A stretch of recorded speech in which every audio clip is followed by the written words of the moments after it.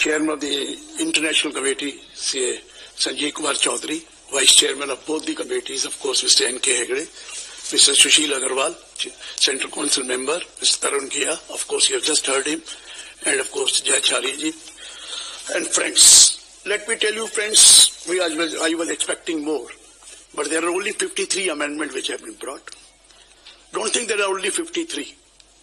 There may be, the 53 sections have been touched, but there may be a particular section where there will be more than one change also. So I'll take clause by clause whatever I could remember at the moment. I'll take with you. The first change, of course, is in section 2. Section 2, clause 22's explanation has been inserted as a 2A. I'll take up that later when I come to 115O. Section 2, clause 24, definition of income is an inclusive definition for income. I will take up this inclusive definition when I refer to you section 28 and 56, why this has been introduced. And the another is section 2, clause 42A, period of holding of a capital asset. That I will take up when I come to conversion of what you call inventory into stock capital asset. We'll be doing that also. That is under section 2. Section 9 has been very well dealt with by Mr. Hegde, so I may not repeat that again. Then I come to section 10. There are many changes in section 10, but a small change in section 10, 6D, I may not take up because it is for National Technical Research Organization. The income is exempt if they pay royalty to a non-resident, the income of a non-resident for getting that royalty or fee for technical services. Whether services are rendered in India or outside India to a non-national technical organization will be exempt in their hands. So there's not much. Coming to now section 1012A. You remember, in case of an employee, 2 years back, 1012A was introduced that whenever a person, employee opts out of the National Pensions Trust, or that is scheme, or he ceases to remain the member of that scheme, he wants to close that scheme, 40% of the amount received by the employee was exempt under 1012A 2 years back. Last year 1012B was inserted, that too was for employee for partial withdrawal. But what happened for those persons who are self-employed and they have also contributed to National Pension Scheme? If they withdraw, if they close down the scheme, if they want to opt out of the scheme, the exemption was not there. Now section 12A has been amended, 1012A has been amended, saying that instead of the word employee, now the exemption will be for any assessee. Assessee means whether employee or self-employed person who has contributed to National Pension Scheme, when he opts out of this scheme or he closes down the scheme, 40% of the amount which he receives shall be exempt in his hands for all assessee now, not for only employee. That is the basic point which I wanted to tell you. You must have heard the finance minister telling on the TV regarding charitable trusts. You know that charitable trusts do not carry on any business.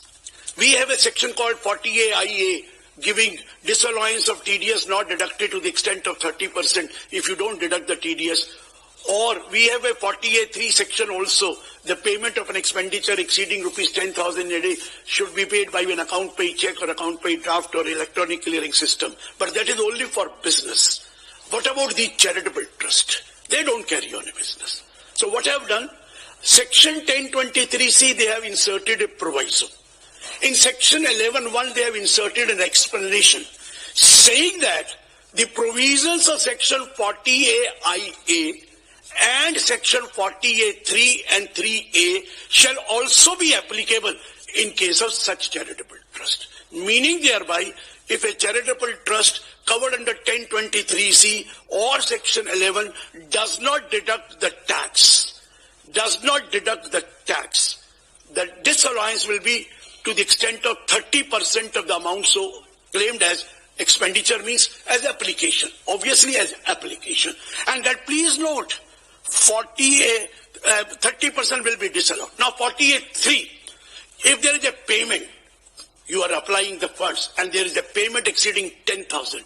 Now it will have to be made by way of account paid check or account paid draft or electronic clearing system. Failing which, whether it is a revenue expenditure or a capital expenditure, the amount will not be allowed as deduction. 48(3), please, the amendment has taken place in inserting explanation or a proviso, but those provisions have been imported in this section also. So be careful now, TDS to be deducted, otherwise 30% will be disallowed, payment to be made by account paid check or account paid draft, otherwise that expense will not be treated as an application of an income. That expense will not be treated as an application of income. Next point is section 16. 2006-7, standard deduction was abolished. And I have been trying right from that time that this standard deduction should be reintroduced. Nobody was listening to me. Nobody was listening. They say, why this deduction to be allowed to the salaried employee when it is not allowed to the businessman? Gradually, they allowed first 800 rupees for transport allowance, which was raised to 1600 rupees later on. So 1600 multiplied by 12, 19,200 was the transport allowance for commuting from residence to the office and back. And of course, there was a proviso given under section 17(2) also that reimbursement of medical expenses shall also be allowed as deduction subject to the maximum of rupees 15,000. Maximum of rupees 15,000. Now, you may think it is good, but these two have been done away with. Now, no transport allowance exemption separate, no medical reimbursement of 15,000 tax-free. Now it has been merged into section 16I, which was a standard deduction at that particular point of time, reintroduced, and the amount allowed shall be the amount of the standard, the amount of the salary, or rupees 40,000, whichever is less. So the maximum is 40. So net benefit is only 5,800. Because if you were getting like an ek advantage, you will not have to take a bogus bill of now medical reimbursement. Earlier people were taking bogus bill of the medical reimbursement, buying medicine and all that to claim 15,000 rupees and giving to the employer. Now no need to take any bogus bill. Standard deduction. You fall in or you don't fall in. You travel or you don't travel. You travel by 1 kilometer or you travel 10 kilometers. You travel by car, you travel by anything.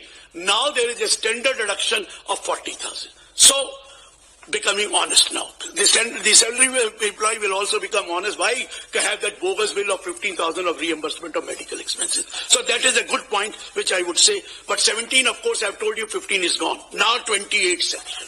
2 amendments have been brought in 28 section. Now sometimes you receive from any person a compensation by whatever name called.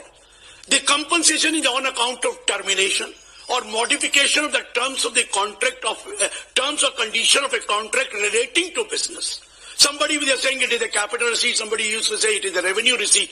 Now they have very clearly said under section 28 clause 1, 2I, they have included that whenever you get this compensation by whatever name called for termination or modification of the terms and condition of the contract relating to the business, that will be treated as business income. Business income, it will not be treated as capital receipt. It will be fully taxable. Second point, very important point. We have section 45(2) under capital gain saying conversion of a capital asset into stock in trade is a transfer. Conversion of capital asset into stock in trade. But that transfer, it is a transfer, but the capital gain does not arise in the year of transfer. The capital gain arises in the year in which the transferred asset is sold or otherwise transferred. At that time, there are 2 types of gain. One is called the capital gain, fair market value on the date of conversion minus the cost of acquisition or index cost of acquisition. And second, of course, is the business income, that is sale price minus the market value as on the date of conversion. But there was no provision regarding conversion of an inventory into a capital asset. Conversion of inventory into a capital, there was certain judgment, but it was not clear. Now they have inserted a clause under section 28, clause VI, saying that fair market value of the inventory on the date of conversion, the fair market value of the inventory on the date of conversion into capital asset shall be treated as business income. Please note, the capital gain is not postponed. Even if we have not sold that asset, this will be treated as income of the previous year in which that inventory has been converted into capital asset. Same is not the position under 45(2), but here it will be treated as income of that particular year, and that is the fair market value. And fair market value procedure will be done. How to determine the fair market value, that of course will be there. Next section.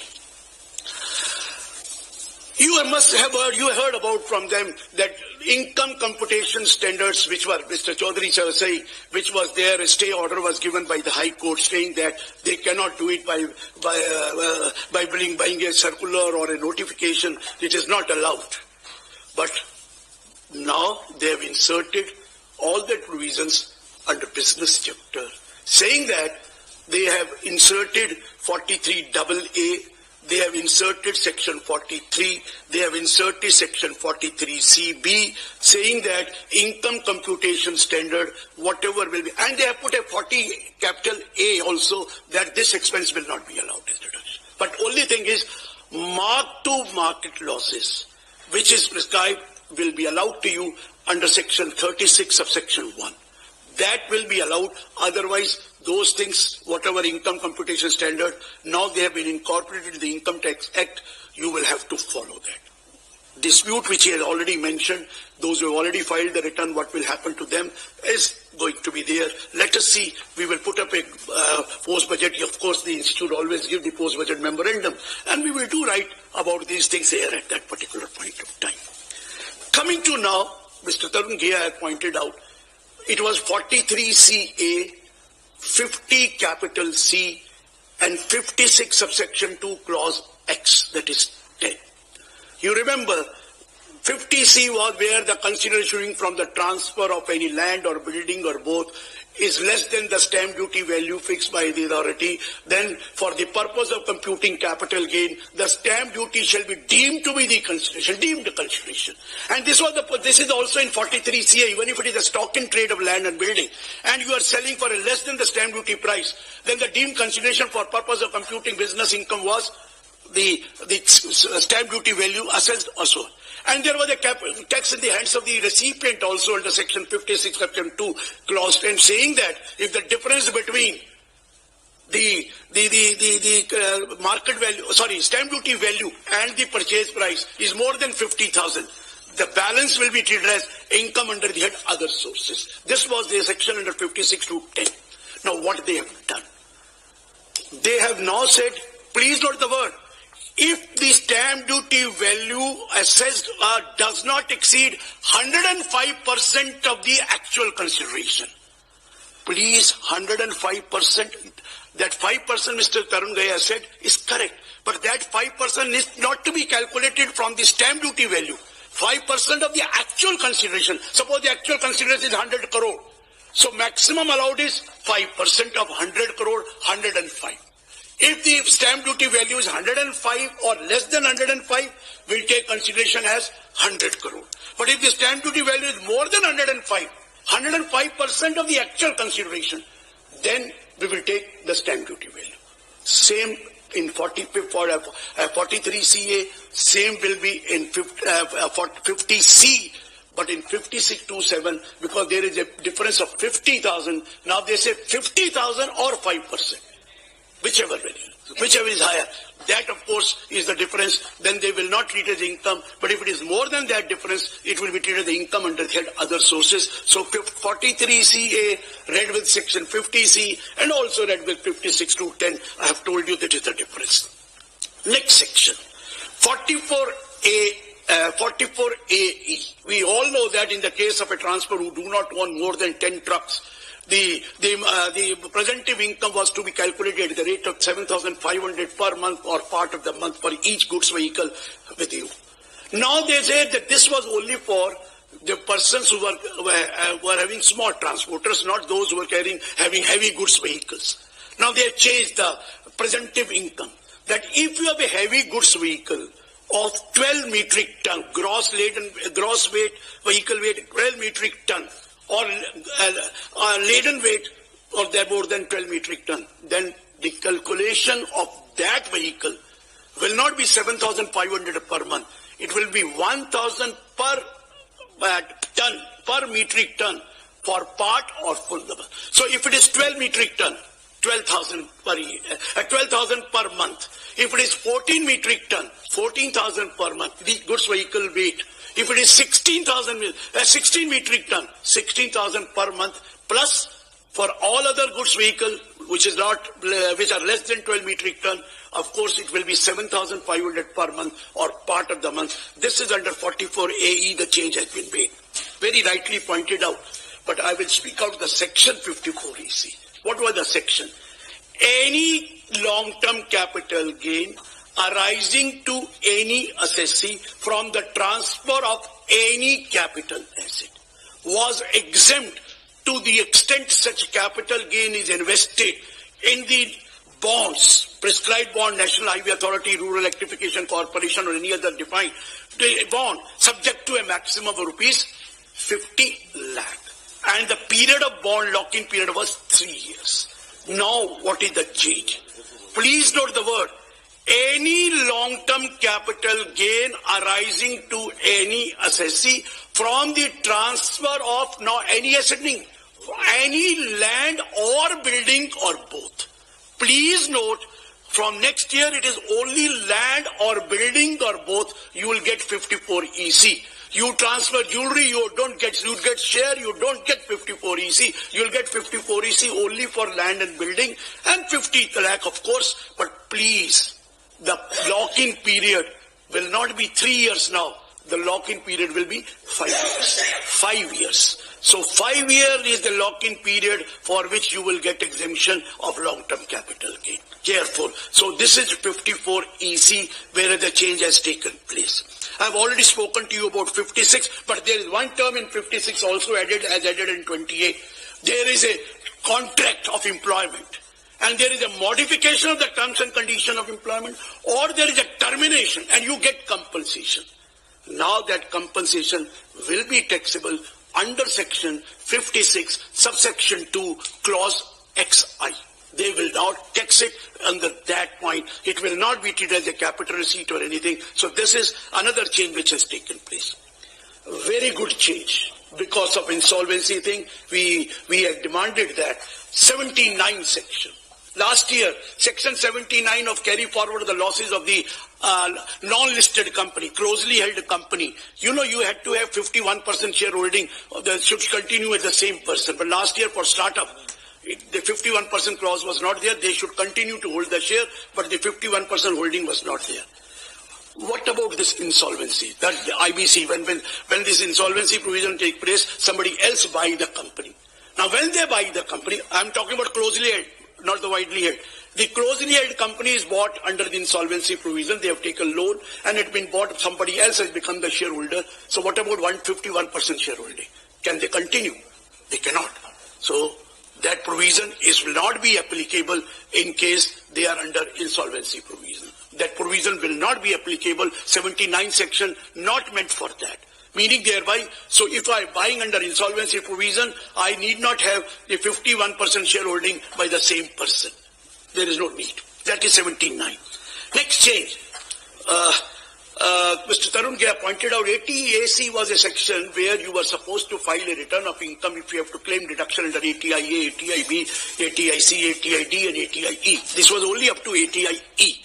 But there is part C of section 80 which starts from ATI and goes up to ATRRB.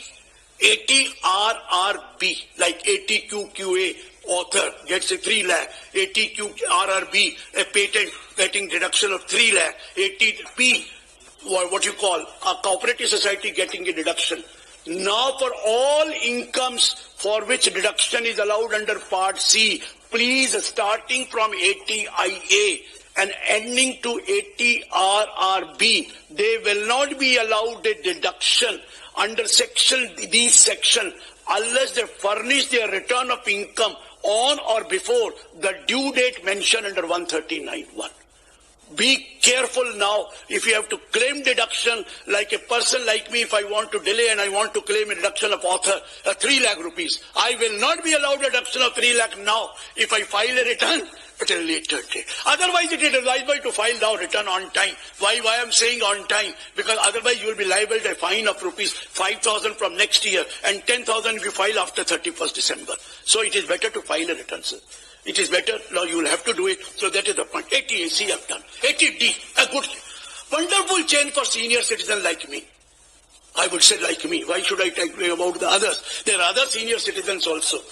The senior citizen 80D, where the deduction was allowed for payment for medical aid, was allowed to the extent of 30,000 for a senior citizen, either paid by himself or paid by his children.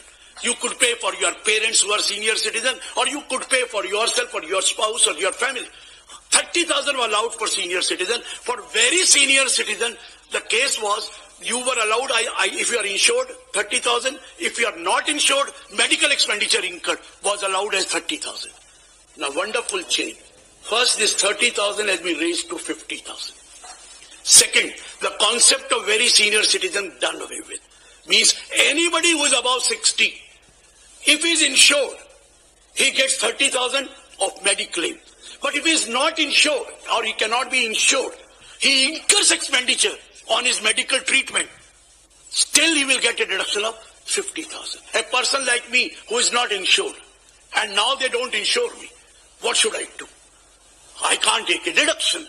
Now I'll be allowed a deduction in spite of the fact I'm not 80, but I will be allowed a deduction of 50,000 rupees of any expenditure incurred by me on my medical treatment. This is a good move for senior citizen. Another move, 80DDB. 80DDB is a treatment of specified ailment or disease for expenditure incurred by the individual for himself or any dependent member, or incurred by the HUF for any member of the dependent member. The question is, there it was a case of 60,000 for senior citizen, and 80,000 for very senior citizen, and 40,000 for less who was not a senior citizen. Medical treatment expenses. Now for senior citizen it was 60, for very senior citizen it is 80. Now the concept of very senior citizen done away with here. The concept of very senior citizen remains only in tax liability, because there it is 5 lakh. But it is gone from here. Now any senior citizen who has gone for treatment for specified ailment or disease, or for his dependent, dependent means brother, sister, spouse, children, these are dependent. Those are dependent on you. They will be dependent on you and you incur expenditure. This 60,000 has been raised to 1 lakh, both for very senior citizen as well as senior citizen. So, but treatment should be of a senior citizen. Why did senior citizen? 1 lakh. Otherwise it is 40,000. Coming to next section, 80IAC, startup. You know, you were given a deduction of startup for 100% for a period of 3 years out of the period of 7 years. 3 year, 100% reduction in case of startup for an outer period of 7 years. But this was only for those who started on or after 1/4/2016 and 31st March 2019. Now this period of 19 has been increased to 31st March 2021. So even if you establish by 31st March 21, you will be eligible for a deduction of 100% profit for a period of 3 years out of 7 years, a consecutive period of 3 years out of the 7 years chosen by you. So that is a good move which for startup they have allowed it. 80JJAA. For 80JJAA, you all know, is for employment of new workmen.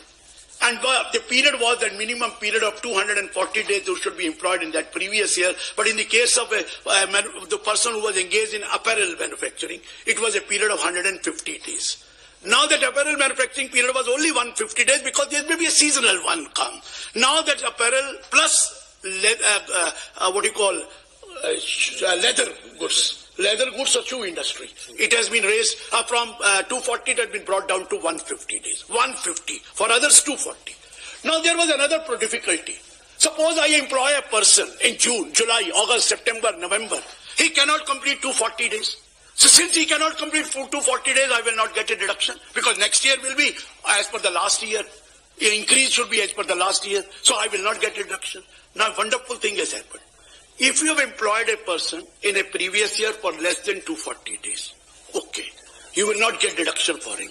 But if he continues to be there in the employment next year for 240 days or 150 days, as the case be, next year, you will get deduction next year for that person. You will get deduction next year for that. So this is a good move that you may not have to employ it before 31st May, because how can you complete otherwise 240 days? Now you will be able to complete. May not get deduction. I employ in January. Today I employ a person on 1st February. Up to 31st March, there is no question of 240 days or 150 days. I will not get an employment, so I will not keep him. I'll keep him only after 31st March. Otherwise, I will not get a deduction. Now, even if I employ him, no problem. No problem. Since if he is there with me next year for 240 days or 50 days, as the case may be, I will get deduction next year. I will get deduction of 30% of the additional employee cost next year. So it is a good proposal. It is a very well thought of proposal, let me tell you. Next year, we have a deduction for cooperative society in case of marketing of agriculture produce of the cooperative society members and all that. Now, but there is a concept of now producer companies. The companies are producing the product of their members.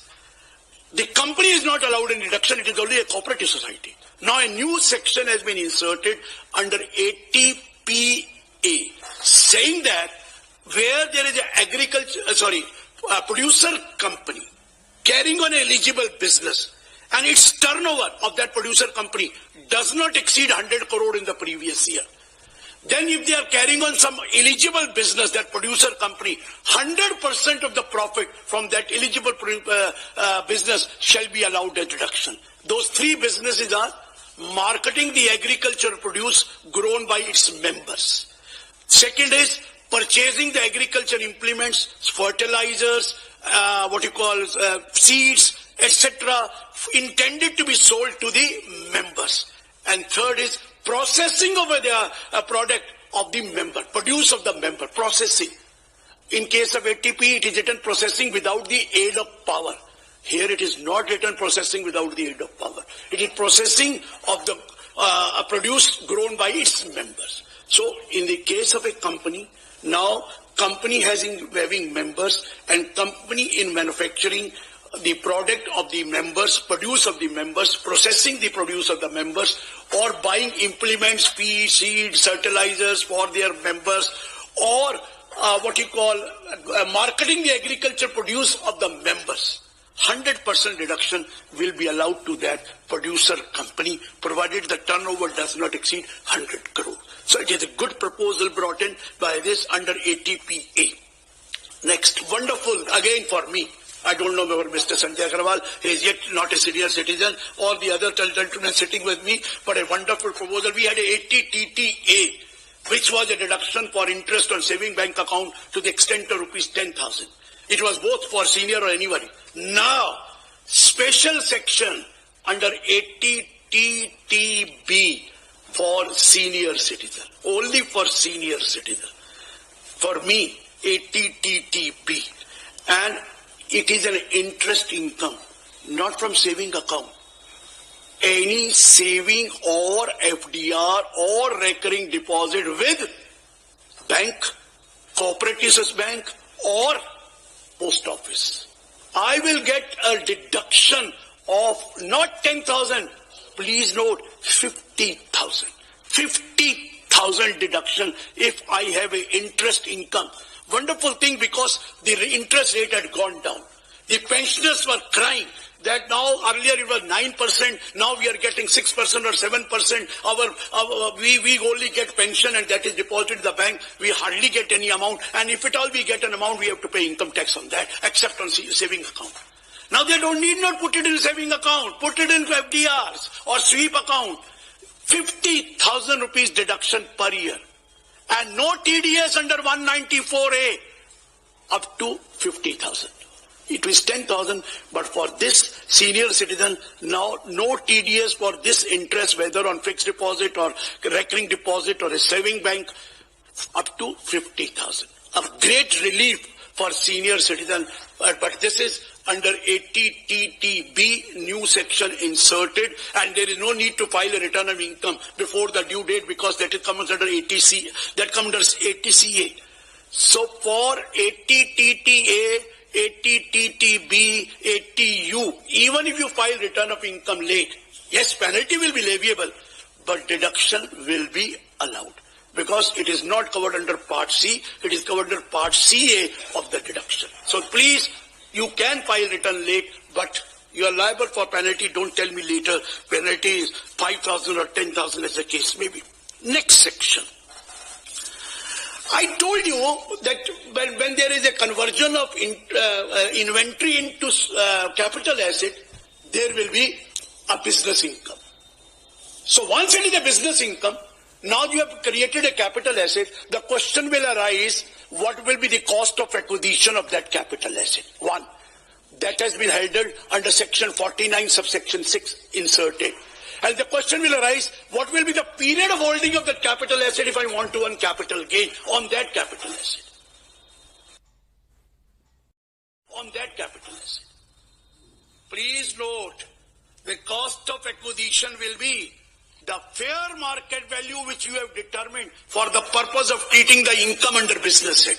Whatever was the income under business at the fair market value, the same fair market value will become the cost of acquisition of that asset which has been converted for inventory to capital asset. Second point, period of holding. It will not be period of holding of the inventory. Period of holding will be date of conversion into a capital asset. Section 2, clause 42A, explanation, period of holding, I have told you. Section 49, subsection 2, cost of acquisition of that asset, I have told you. This is going to be the case as regards, I told you, I'll tell you later, this is going to be the case for that. Coming to now, a very important point. It's not confusing, but you have to understand. 1038 abolished. 1038 means long-term capital gain from transfer of share quoted through on which security transaction tax has been paid was earlier exempt under 1038, not only the shares but also the units of the equity-oriented fund. Sunset clause. No transaction after 1418 will be eligible for 1038. New section added. 112 subsection A, 112 capital A. Please note, 112 is taxation of long-term capital gain. Now it is 112 capital A.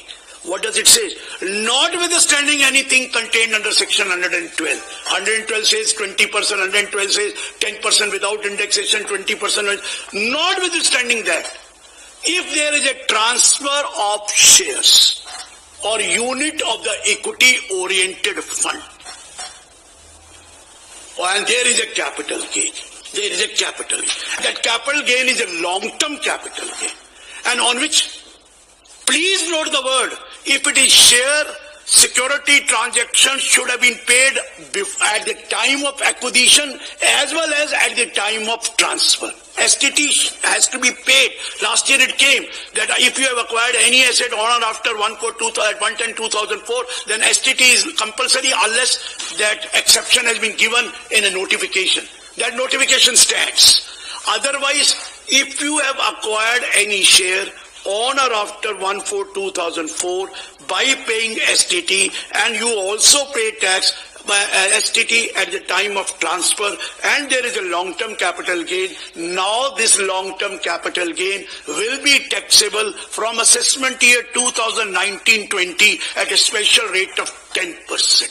At a special rate of 10%. And mind it, you will not be given a benefit of Proviso 1 and Proviso 2 of Section 48. What is Proviso 1 and Proviso 2 of Section 48? In case of non-resident, you are allowed to take the convert into foreign currency, no benefit. In the case of Proviso, indexation is allowed. But in this case, you will not be entitled to indexation. You will not be entitled to indexation, let me tell you. You will not be entitled to indexation. So always capital gain will be 10% of the sale price minus the cost of acquisition. But now grandfathering. the benefit given to us is this. When you calculate capital gain, long term, you have to deduct from consideration price the cost of acquisition. So what is the cost of acquisition? The question is, what is the cost of acquisition? Now I am taking you to cost of acquisition defined under section 112A7. What it says, it will be higher of the two things. Please, higher of A and higher of B. Higher of two, A, B. But wait, forget about A. Let us come to B. B has two parts. B has I, 2I. Lower of the I, 2I. First you calculate lower of the I and 2I. I am starting from B. Lower of the 2. What is I? I says the market value of share as on 31st January 2018. Market value. Fair market value. On which date? Yesterday. 31st January 2018. Or the sale price, whenever you sell, the sale price of that share, whichever is lower. This is clause B. Lower of the two things. What is lower? Market value as on 31st January or the sale price whenever you are going to sell it. Whenever you are going to sell it. And there is a long-term capital gain. Suppose the market value is 150 rupees and the sale price is 140. The lower is 140. Market price is 150. Sale price is 200. The lower of that is 150. Done? This is clause B. Take the lower of the two. Now clause A. Higher of the clause A and B. Higher of clause A and B. What is A? Actual cost of acquisition. So actual cost of acquisition or lower of the I and 2I. Whichever is higher. So let me take an example. Suppose you bought a share for 120 rupees. Cost. 31st January. The price is 150 rupees. 120 bought, 31st January 150 rupees. You sold it for 200 rupees. First, go to B. 150 or 200, whichever is less. 150. Right? Now go to A. 100 rupees. 120 rupees, sorry. So 120 rupees or 150, whichever is higher. So 150. My cost of acquisition will be 150 rupees. Meaning thereby, whatever gain I have earned till 31st of January will be exempt. Will be treated as cost. Whatever gain I have earned from the date of purchase till 31st January, that gain will not be taxable at all. In future also will not be taxable if I have acquired before 31st January. If I have acquired after 31st January, there is absolutely no problem. But please note, don't take the A first. Go to B, and in B, take higher of the lower of the two. What is lower of the two? Market value on 31st January or the sale price. Lower of the two. The benefit is, if there is a loss, there cannot be a loss in this case. There will not be a loss because you have to take higher of the two as the cost. So question of loss is not there, but profit you will always get. Exemption to the extent of the market value as on 31st January. So it is a good proposal, but of course now they have introduced it. It is a permanent thing and no indexation. It is not before bought. Any time later also bought. No indexation, always taxable at 10%. Something very surprising, always taxable at 10%. Only one exception is that it will be taxable at 10% of a long-term capital gain exceeding rupees 1 lakh. Up to 1 lakh, no problem. If the long-term capital gain exceeds 1 lakh, on the excess amount, you have to pay 10%. 1 lakh, the exemption is going there. You have to pay on the excess amount 10% and not any other amount. So this is the proposal. I don't want to change my FI were taxable at 10%, but now long-term capital gain is taxable. This under 115 AD, the FII will also be taxable at the rate of 10% with the long-term capital gain from transfer share. That is 115 AD. Very important change. And let me tell you, we will be put into a lot of difficulties now.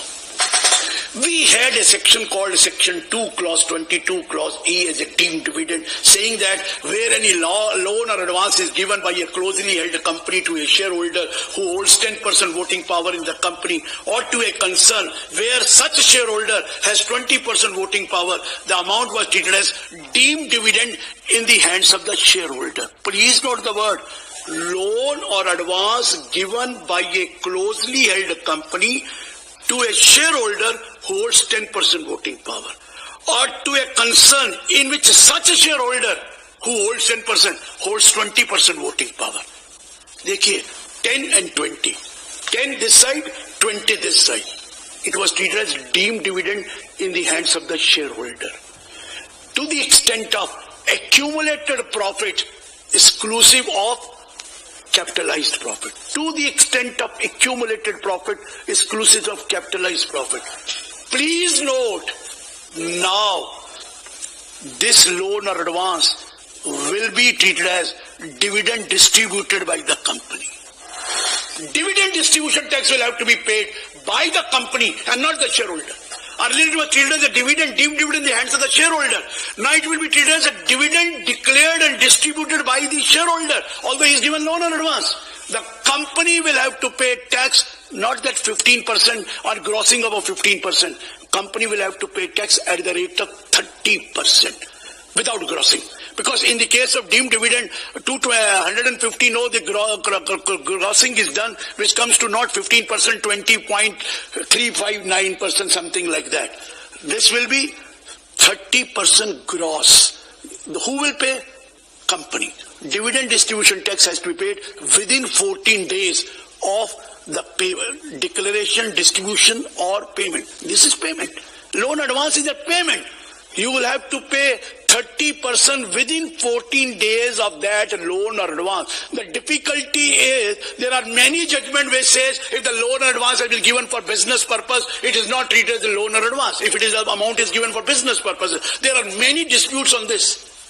Now, instead of the shareholder, the company will be caught and company will be treated as deemed to be default. They have not paid the tax of 30% on such loan or advance. One more change in 222. You know, earlier, 222A, B, C, D, accumulated profit have to be calculated till the date of distribution. Till the date of distribution. Now, the accumulated profit was only of that company.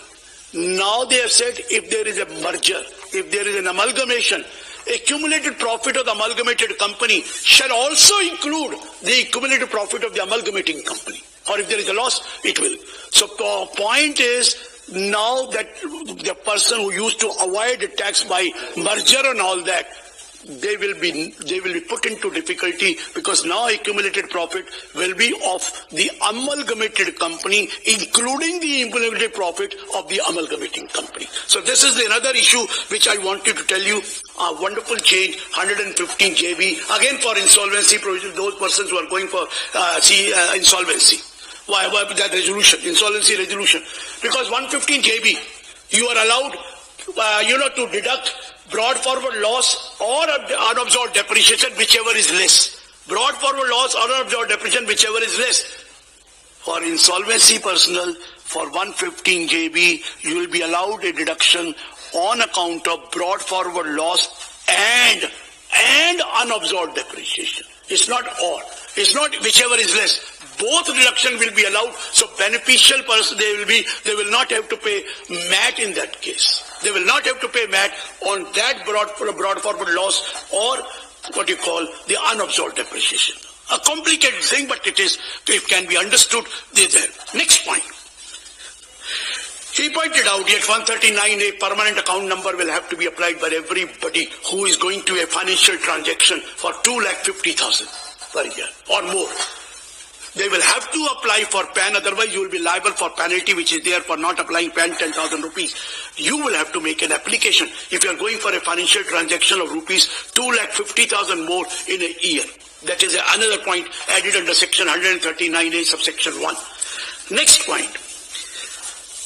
Even in case of equity-oriented fund, if you remember, dividend distribution tax was not there.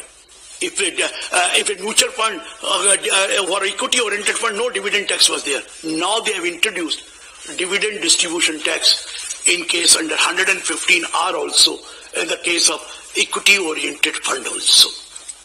Market will have a repercussion on this. Later you will come to know. Next point. The next point which I want to tell you is very important, I tell you.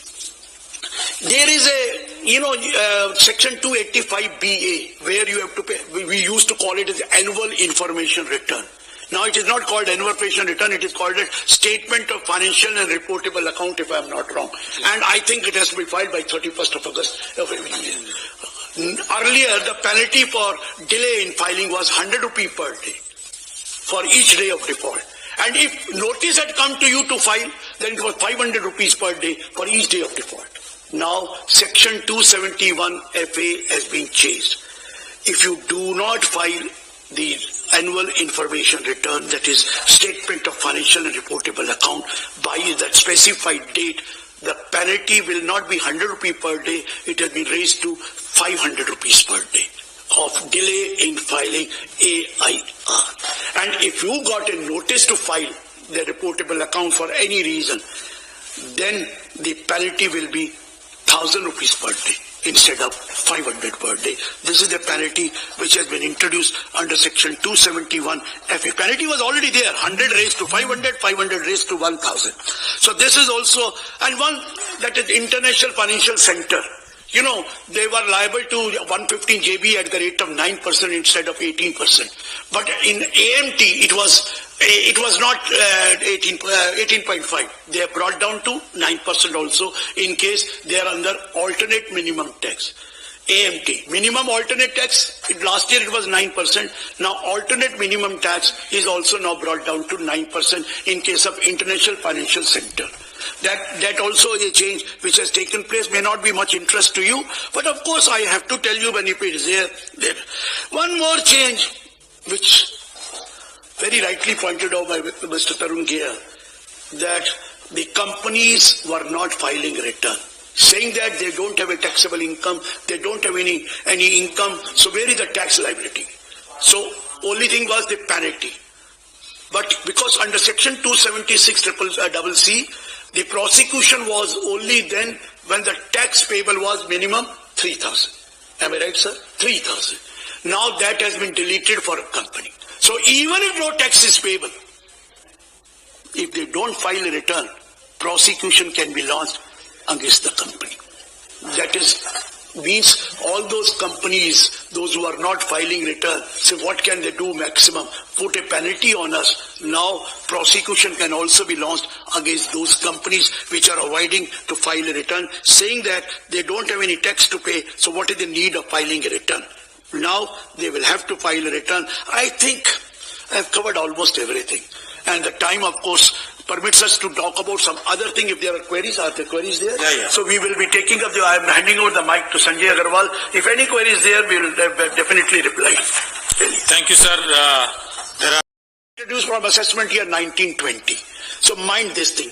Now, if you sell it after 31st March and there is a loss, definitely, since capital gain is taxable, if there is a loss, a long-term capital loss, it will also be allowed to be set off from long-term capital gain of any nature, not of this, any nature. But long-term capital loss from the shares which had taken place after 31st March 2018, on which STT has been paid. Loss allowed can be set up from long-term capital gain. Not if I give you an example, in 17-18 assessment year, I have a short-term loss. And now I sell my share after first. Correct. Then I have a Brought forward short-term capital loss can be set up either from short-term capital gain or long-term capital gain at the option of the assessee. So absolutely no problem, but don't create a short-term capital loss. Please don't create genuine loss. So there is no change in the provision. Correct. No, that provision is the stands as is. That section 71 stands as it is. Section 70 no change, 71 no change, 74 no change. 74 is the change for capital loss, no change at all. Viewers, I am not taking those queries for which elaborate answers or elaboration has already been given by Guruji.